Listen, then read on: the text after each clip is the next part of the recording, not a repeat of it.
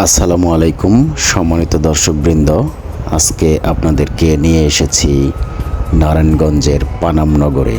আমাদের প্রাচীন ইতিহাস যেখানে লক্ষ্য করা যায়, প্রায় ৩০০ বছর পূর্বের ইতিহাস সেখানে গেলে আপনারা ফিরে পাবেন। প্রাচীন গৌরবময় বৈচিত্র্যময় সাংস্কৃতিক ঐতিহ্যের লীলাভূমি বাংলাদেশ। এর বিস্তৃতি অঞ্চল বৈচিত্র্যে পরিপূর্ণ।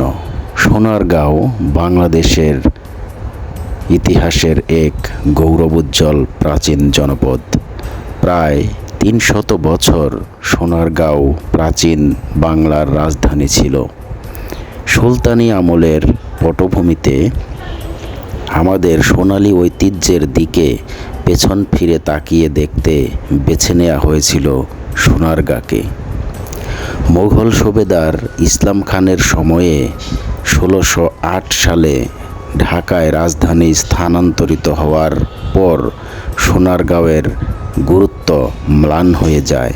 তথাপি সোনারগাঁও আমাদেরকে নিয়ে যায় সোনালী অতীতের কাছে।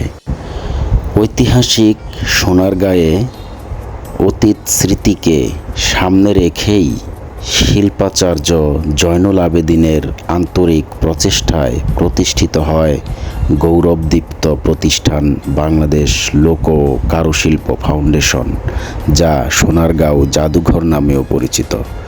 বাংলাদেশের ঐতিহ্যবাহী লোক কারুশিল্পের সংগ্রহ, সংরক্ষণ, প্রদর্শন ও পুনরুজ্জীবন করার লক্ষ্য ও উদ্দেশ্য নিয়ে ১৯৭৫ সালের ১২ মার্চ সরকার এক প্রজ্ঞাপন বলে নারায়ণগঞ্জের সোনারগাঁওয়ে বাংলাদেশ লোক কারুশিল্প ফাউন্ডেশন প্রতিষ্ঠা করে।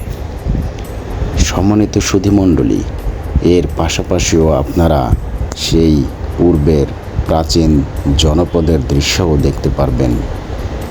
আমরা সময়ের অভাবে সেখানে যেতে পারিনি, সেই ভিডিওগুলো আপনাদের দেখাতে পারিনি, কিন্তু আমরা সেই প্রাচীন জনপদের সেই পুরনো দালান কোঠা এবং আমাদের সেই প্রাচীন স্মৃতি আপনাদের সামনে আরেকটি ভিডিওতে তুলে নিয়ে আসব। সম্মানিত সুধীমণ্ডলী, যারা আমার ইউটিউব চ্যানেলটি সাবস্ক্রাইব করেননি, আমি বিশেষভাবে তাদেরকে অনুরোধ করব আমার চ্যানেলটি সাবস্ক্রাইব করার জন্য। আর যারা ইতিমধ্যে সাবস্ক্রাইব করেছেন তাদের আন্তরিকভাবে ধন্যবাদ জানাই। আমাকে কমেন্টস করে উৎসাহিত করবেন এবং ভিডিওতে লাইক দিয়ে ভিডিওটি সকলের কাছে পৌঁছে দেওয়ার জন্য অনুরোধ করছি। দেখা হবে পরবর্তী ভিডিওতে। সে পর্যন্ত ভালো থাকবেন, সুস্থ থাকবেন। সবার প্রতি শুভকামনা রইল। আসসালামু আলাইকুম।